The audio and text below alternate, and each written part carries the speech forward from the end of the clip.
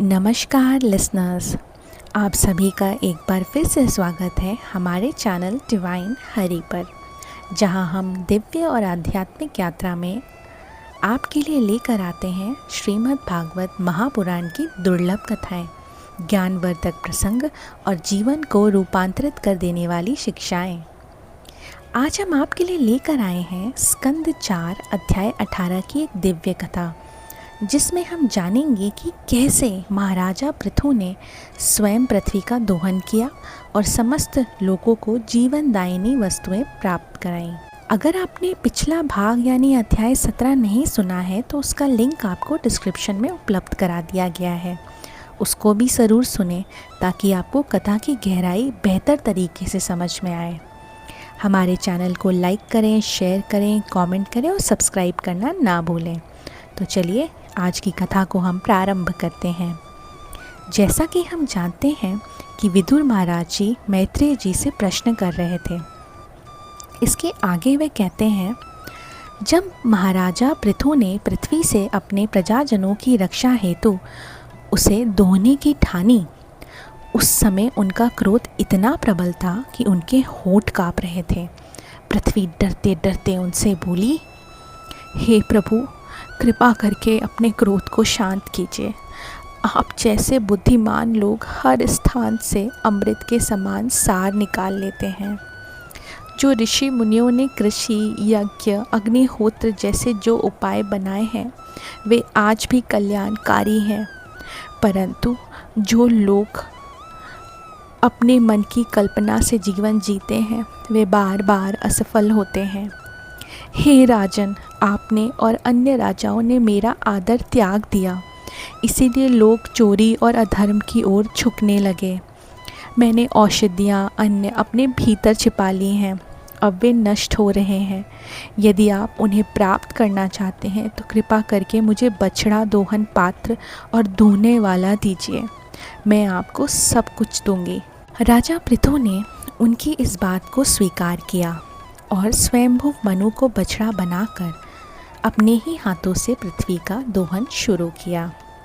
और फिर जैसे जैसे पृथ्वी वश में आई, सभी जातियों और लोगों ने अपनी अपनी आवश्यकता के अनुसार पृथ्वी से अपने अपने पदार्थों को दूहा।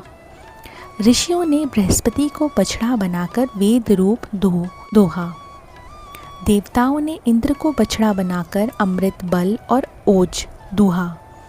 दानवों ने प्रहलाद को वत्स बनाकर मदिरा, आसव, अप्सराओं ने संगीतमय और सौंदर्य को दोहा। पितरों ने आर्यमा को वत्स बनाकर श्रद्धा से काव्य रूप दूध दोहा। सिद्धों और विद्याधरों ने सिद्धियाँ और आकाश गमन विद्याएं दोही। राक्षसों और भूत पिशाचों ने रुधिर और मांस के रूप में दूध को दूहा। नागों और विषैले जीवों ने विष को दूहा। पशुओं ने तृण और वनस्पति को दूहा।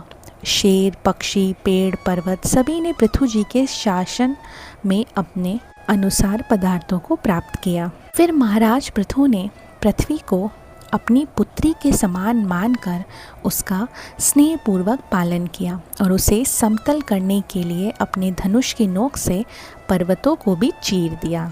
इसके बाद उन्होंने प्रजा की भलाई के लिए नगर, ग्राम, दुर्ग, छावनियाँ, बस्तियाँ, खेत और खाने बसाई।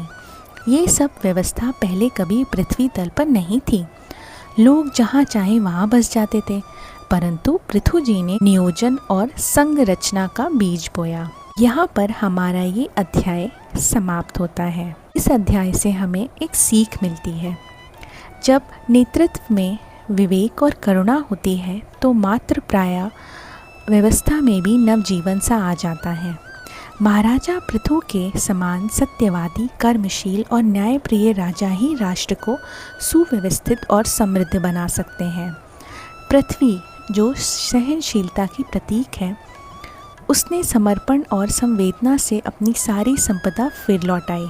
इससे हमें ये शिक्षा मिलती है, जब सत्ता जनहित में काम करे, धर्म के मार्ग पर चले और प्रकृति का आदर करे, तब पृथ्वी स्वयं समस्त ऐश्वर्य लुटाने को तत्पर हो जाती है।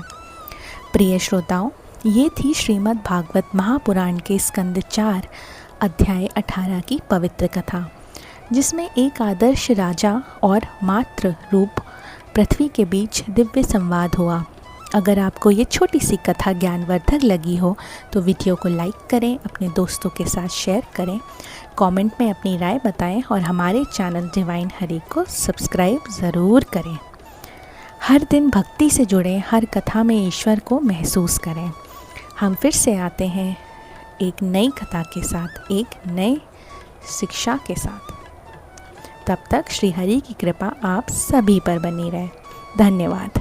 जय श्री हरि।